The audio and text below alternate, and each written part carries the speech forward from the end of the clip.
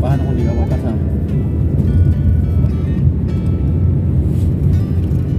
Paano pag di ka mapasa, Madi? Balik ka sa grade 8.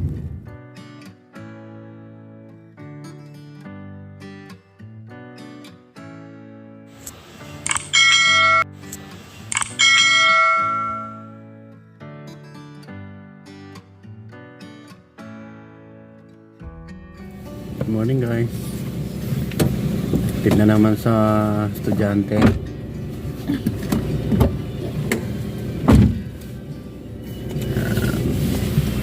Morning po. Morning daw.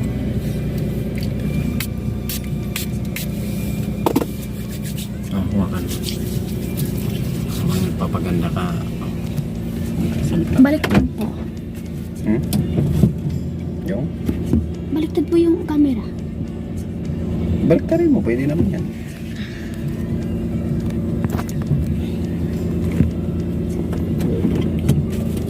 Let's go guys.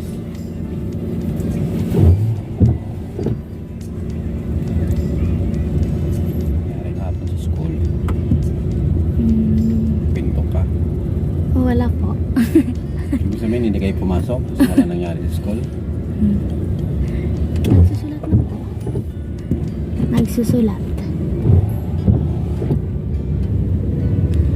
May ano daw po kami. Yung lahat po na activity po na ginagawa namin sa MAPE. Pag ano-anoin na daw po kasi doon na daw po doon daw po malaman kung papasar po kami ng grade 9 o hindi. Paano kung di ka mapasa? Huwag mo punasan. Kasi kung natuyo yan, hayaan mo lang yung salamin. Paano pag di ka mapasa, Madi? Balik ka sa grade 8. Grade 8 ka ba ngayon? Opo. Yung activity daw pag samasamahin, Opo. pag di pumasa, Hindi po papasa tapos i-exam po kami. pag di papasa, mag-exam para makapasa. Iba po yung exam tapos exam din po kami, titingnan po kung makapasar po kami o hindi. Dapat papasa ko, mag-review ka. Kasi pag di ka mag-review, paano ka makapasa? Sa ulado mo na ba yung exam nyo? Yung ano po Hindi nakakaharap sa yung camera. Oh.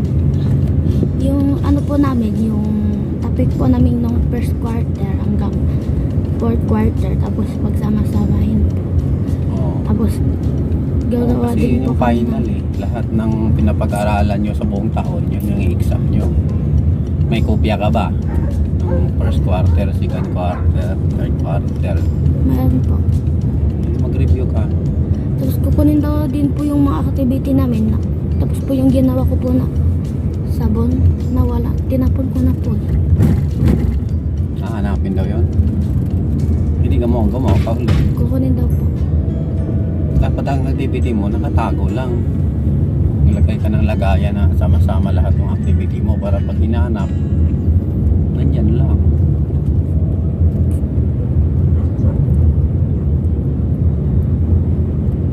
Tapos mag-review ka na ng review sa lahat ng subject, hindi lang sa EP. EP ba yun? Sabi mo?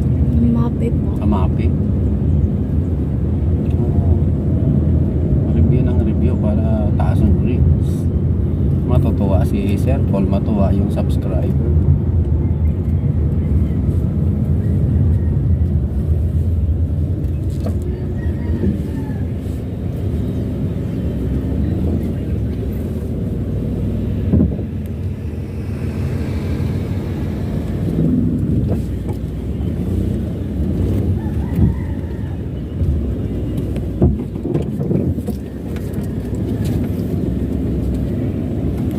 Hindi po pwede pagana lang po pag parking. Baliktad. Ito yung magandang parking pala pag palabas ka madali. Kung paunang uso pag may nakaharang yan hindi ka makalabas.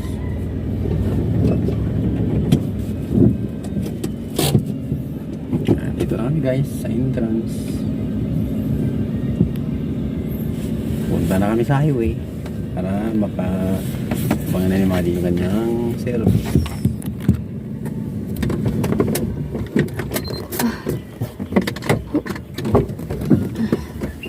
Labad yung camera. Aray. Sabit tayo ba ako guys? Tada. Parang dala. Mantikay ka muna. Nakawa-video pa rin ba yan? Opo. Bigat po yung bag ko eh. Nalagyan ko po ng tubig. Nagdala ka ng mga yelo, no? Opo, nagdala. Malampak yung rep eh.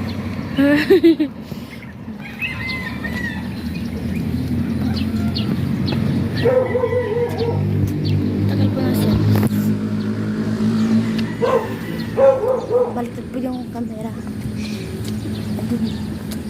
Mahaba na buhok mo, Mati, ah. Mahaba na po. Kaso parang pag ganun po siya eh. Tinatali mo eh. Hindi po pantay pag ganun. Pag ganun. Or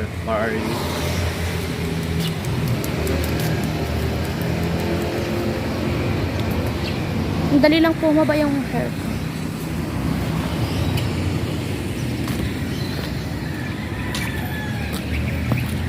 Tada!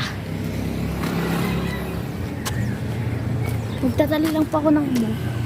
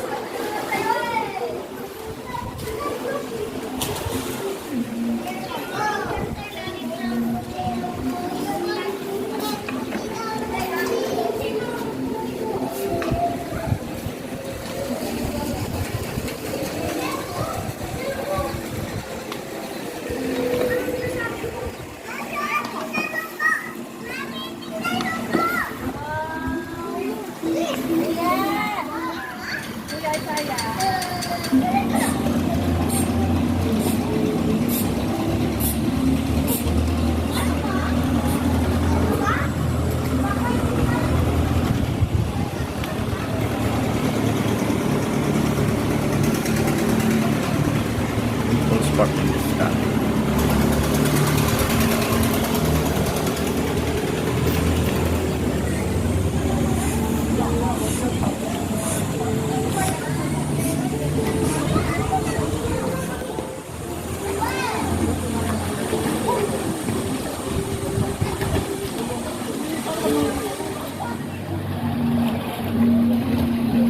Guys, swimming lang ng swimming si Madi kasi mainit ang panahon.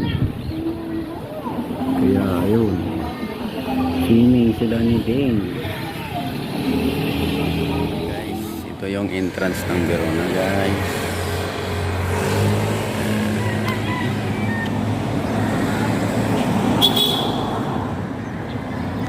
Sa mga mahiling mag-invest na sa ibang bansa, yan.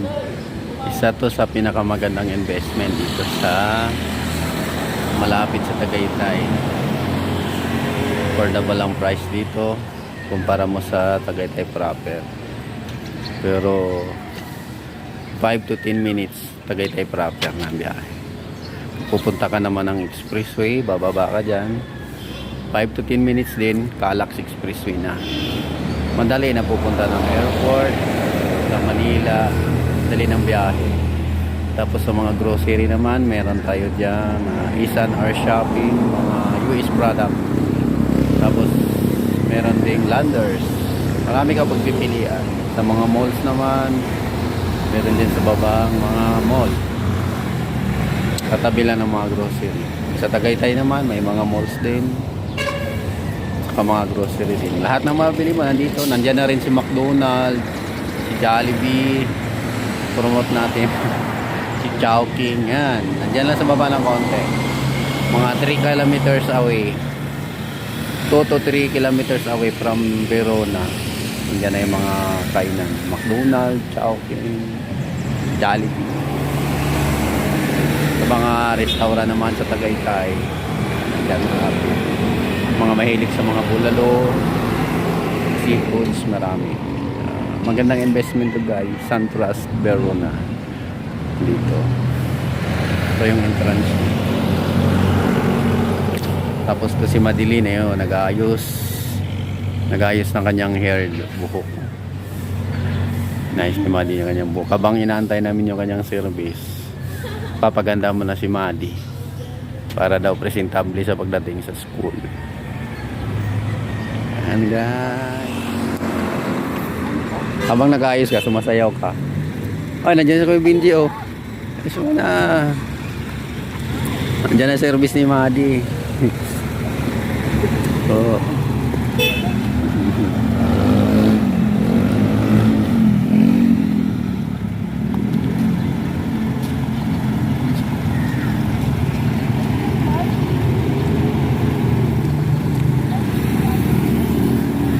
Puno ang kahapon, maluwag.